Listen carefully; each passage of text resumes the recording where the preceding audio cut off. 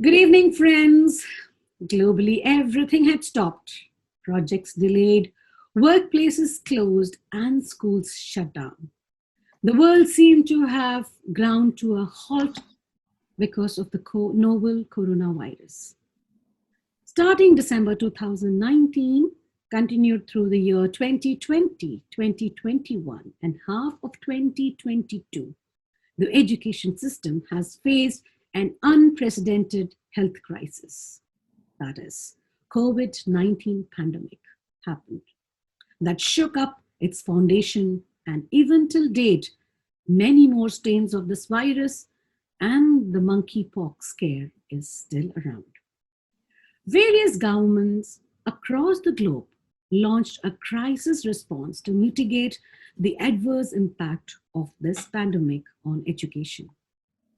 Given today's uncertainties, it's vital to gain a nuanced understanding of students' online learning experience in times of the COVID-19 pandemic.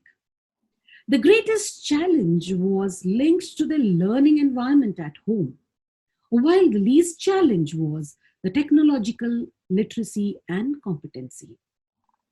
High school helps students to research, listen, collaborate, lead to be creative and innovative, and put forth consistent and prolonged time, effort, and hard work into activities, classes, and subjects that matter to them the most. But what happened to it when the education went online in such an important and crucial stage of their learnings? Manthan with Saraswathi have been in conversation with various personalities from varied field of medicine, education, social service, edupreneurs, entrepreneurs, PhD scholars participated, and recently we wound up with a series called Be the CEO of Your Life. And now, welcome to the Rising Falcons. Manthan with Saraswathi is in conversation with the amazing students who stood tall and endured the odds and hardship during their important phase of school life. Let's learn how they faced the challenge during the pandemic and specific strategies that students employed to overcome them. Today we have Ariella with us to share her unique experience during the 2 years of online learning. Welcome to Manthan with Saraswathi. Hello, welcome. Before we start, Ariella, why don't you introduce yourself or tell us about yourself? Okay, so hello, my name is Ariella Callistaa. I am a recently graduated senior from Spence International School in Indonesia. Personality-wise, I would say I'm quite of an introvert, but I do enjoy conversing with others and just sharing my thoughts and ideas. I would also say I'm a goal-oriented person because I like to set goals to measure my progress. In my spare time, I like to write both fiction and nonfiction, and I have also been part of several organizations where I work as a content writer, and it has been very enjoyable to do for me. Wonderful. Welcome once again to the show. What was your fondest memory of the high school? I would say my fondest memory of high school was when my math teacher personally informed me about an award that I had received for my GCSE exam.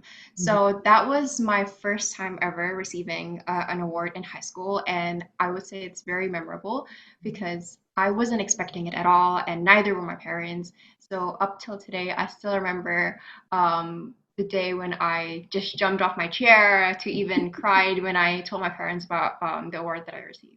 Wonderful. Congratulations on that. Thank you. It is an achievement in a student's life. And what more when everything was going online. So Yes. this memory of yours will stay, and which will make you cherish that I did something great, and this is not done. You have so much to do in future in your career ahead. But this moment is right now the fondest memory of ever. Yeah. Yeah, Well, that's good. That's definitely. very good. So when the entire education system went online, you hardly met anybody. You couldn't meet anybody. We were all under lockdown condition at home. So, how did you support your classmates during these online classes? I think during online classes, most of us had difficulty concentrating and during classes because everything was online and we couldn't actually see people face to face. And for this reason, some of my friends did have difficulties understanding like certain topics of a subject, Mhm. and they reached out to me for help. And so what I did to support them was I just offered them some tutoring lessons in order to help them better understand the topics that they're still confused about. And I have also been on the receiving end of this, so I have also asked them for help. So I think the support has pretty much been mutual. Mm. See, anything in life should be mutual, Yes. You shared yours and they shared theirs, and then see, you supported each other. And this online classes during the pandemic has brought in a lot of support system also, which otherwise would have gone missing, yeah. Yes. But this is something which is very, very beautiful, which has brought in the best of best in each of us, and supporting each other and teaching each Mhm. other, wonderful, which has happened. Even I have felt that.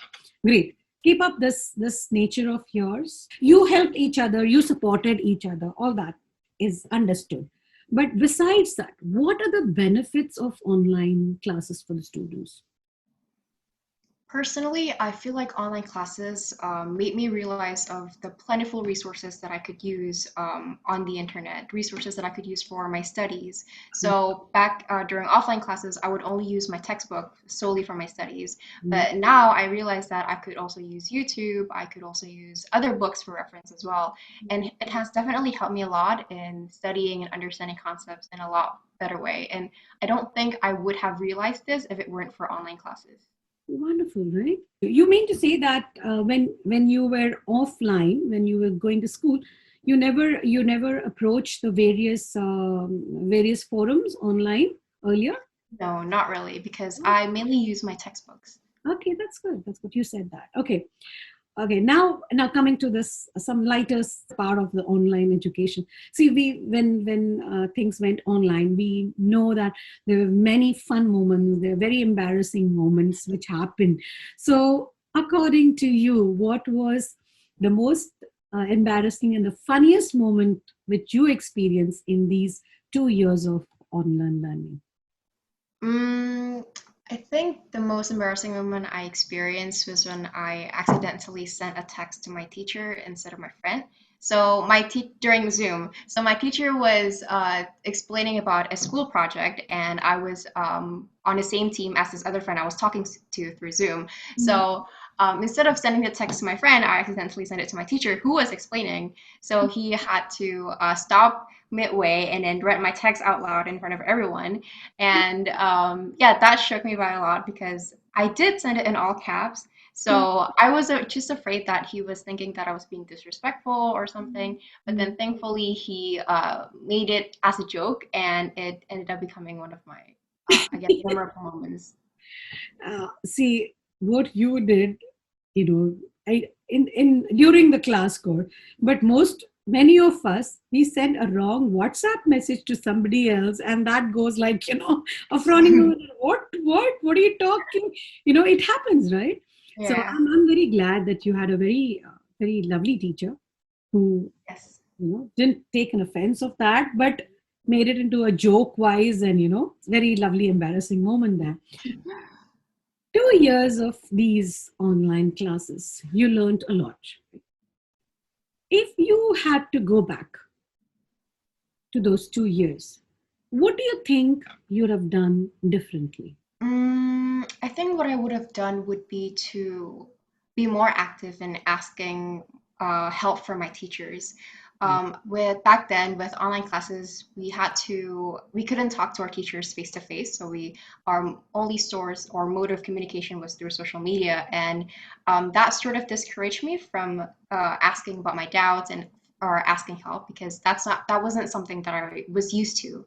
So Mhm. if I could go back to these 2 years, I would definitely be more active in asking for help because I think it would definitely help me a lot in adapting to the new learning mode.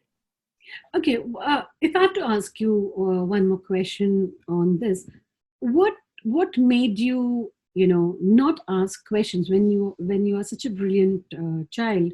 What made you not ask questions to the teacher? Actually, back then it was more of not wanting to burden the teacher, especially because it's through chat. Because it's through chat, I felt like it would be more of a burden as opposed to asking the teacher face to face.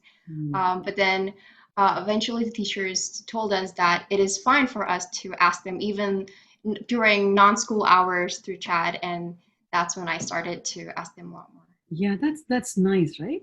See, that is such a considerate thought you had in mind, right? I'm proud. I'm happy that children these days think in so many different ways. It's Mm. You are going to NUS, right, for your higher studies, and you want to pursue computer science there. So, if I have to ask you that whether you would prefer it an online or an offline teaching in university, which one would you prefer and why? I think I would still prefer offline classes, even though I've had online classes for around 2 years now, and I've definitely gotten used to it. I feel like online classes do miss a lot on the connection that we create with not only our friends, but also our teachers, Mhm. something that we have more in offline classes. Mhm. So I would prefer with offline classes. Recently, Yes. the schools have opened up and you have gone on campus, right? Have you ever felt something very awkward between amongst yourself? Yeah, a bit. Yeah, I've heard that, but what kind of awkwardness was that? I I, think. I heard that it was, like we were very happy to meet, we were very happy, and we were friends again, and we were talking and chatting, but there was a moment of awkwardness. How do you describe this awkwardness? What was it like? I think the awkwardness is more so because we've gotten used to talking to one another online through Zoom and through chat, that when we actually meet together and talk face to face, Mhm. we're just not used to it. It's something that we haven't done in 2 years. So Okay. I think that's where the awkwardness really arises from. Okay. Yeah, because this was new to me. Like, um, I wanted to know from your experience because I haven't met any of my colleagues, offline till now. So I don't know how it will be, how I would experience it. So I just wanted to know. So we are moving off to the next section. Here you can choose to say one-liners, or if you want to elaborate on that, you're free to do that. Right? Have you volunteered in your community? Yes, I would say so. In my school, I'm part of the Interact Club, and as part of the Interact Club, we've done several things for our community. We actually conducted a fundraiser through an escape room event, and that was very fun to do as well because I got to do it with some of my closest friends, and we were also doing it for the greater good. So would you continue your community service activity even in your college? Yes, definitely. I do plan on joining a similar club at university, a Mm. Rotaract club, actually, which is same as an Interact club, but for university students. Okay. What would you rather throw away, friends or online games? Online games, I don't think this is something that I need time to think about because first, I value my friends a lot more than online games. Mhm. And second, I don't play online games that often. So yes, definitely friends. Why is Uh, why is it you have never liked the online games? I think online games are great for entertainment, but at the same time, they were created to be very addictive. So once we started enjoying it, we would get addicted and probably play it every single day. Mm. And quite honestly, this was something I have experienced myself back in middle school. I used to play this one online game, and I remember playing it every weekend for hours on end. And that was just not something that I would want to ever do ever again. I understand because normally what happens is the parents crib or they complain about the child getting involved into online games. I think next time they say I will connect them with you guys so that you can tell them that how to keep away from the online games. Great, great, great. Yes. Okay, next question is, which is the most used app on your phone? Mm, I think the most used app would be YouTube because I use YouTube for a lot of things. I use it for entertainment and I also use it for my studies. Great. How do you usually spend your weekends? It depends on what I have on my plate. If it's during exam season, I would spend it studying, but if I don't have exams, then I would spend it just connecting with my friends, hanging out with them, or just casually talking with them. Okay. Which is the most enjoyable online classroom activity which you did, or you participated, or you liked? For my biology online classes back then, my teacher sometimes would tell us to prepare a game for the next class, and it's a way for us to revise the topic that we've learned, the chapter that we've learned. And I find it to be a very enjoyable activity to do, and also a fun way to just learn. Mhm. And yeah, Good. So, who are the special people in your life? my parents and my friends. My parents, because they've supported me through everything, basically, and they've also sacrificed a lot for me. And Mhm. my friends, because they've also supported me through everything, especially these past 2 years of online learning. Mhm. And they've also pushed me to become a better version of myself. Very good. What's your favorite TV show? My favorite TV show, I don't really watch TV shows that often, Mhm. but I do have a favorite TV show from when I was younger. It was called Victorious. So it's about high school students just pursuing their art passions like singing, dancing, and acting. What do you like? Singing, dancing, participate. What do you like the most? I would say I like singing and dancing. And actually, I like all three equally, but I don't really do any of them professionally, of course, only as side hobbies. Okay. So what's your favorite hobby? Let me just catch you on that. What's your favorite My hobby? favorite hobby, um, probably singing because it's not something that requires much effort. I only sing for fun. I Mhm. don't have a good voice, but I like singing because it gets me in the feels and it gets me allows me to just drown in emotions. If I ask you to sing you a line, which song will that be? Um, wait, I can't really recall a song at the moment. Okay. Wait, am I supposed to sing right now? You can just hum it. You can just sing it. I mean, there's no. Okay. Maybe Olivia Rodrigo. She's an artist that I've been listening to. Mhm. Looking for you, you look happy and healthy. Not me, if you ever care to ask. Very good. Want to sing some more? Oh no, no, thank you. Nice, nice. I don't have that good of a voice. That's you know, like sometimes singing is what you feel and how it Yes, makes I you agree. feel, right? hmm Yeah, it's a stress buster, so you can always sing it. It's okay. What's the most Mm, embarrassing thing you've ever said or done in front of someone you liked?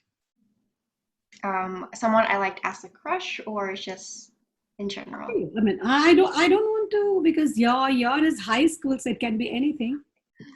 Um, I remember the one time when I was walking in front of my crush. It actually happened not in high school. It happened in middle school. But I was walking in front of my crush, and then um, I tripped in front of him while carrying a food. So yeah, that was pretty embarrassing. He did help me get up though.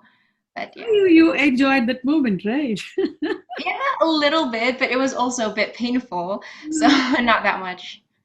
So you tripped and you dropped something over him, or it was on the floor? No, it was just on the floor. Oh, okay, okay, that's good. Thankfully. Okay, what is the most important thing you've learned in life? I know. Um, that would have to be the fact that nothing in life comes easy. So if you want something, you actually have to work hard for it. And this is something that I have experienced.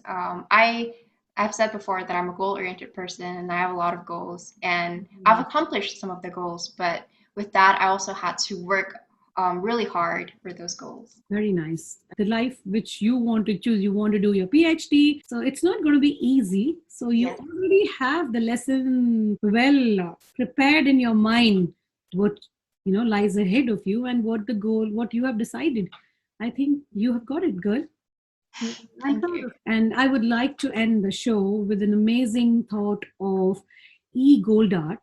He says, Good luck is when opportunity meets preparation, while bad luck is when lack of preparation meets reality. Friends, ponder over this and enjoy your weekend.